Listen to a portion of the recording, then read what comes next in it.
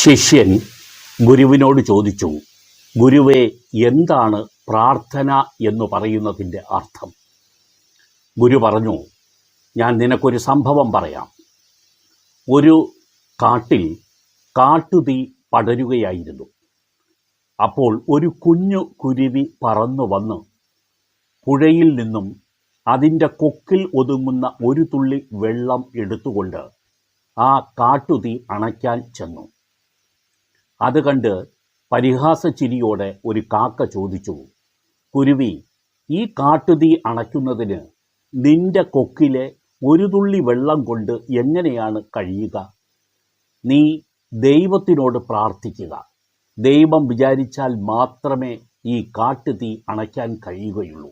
അതുകൊണ്ട് നീ ദൈവത്തിനോട് പ്രാർത്ഥിക്കുക. കുരുവി പറഞ്ഞു, ഈ ഒരു തുള്ളി വെള്ളമാണ്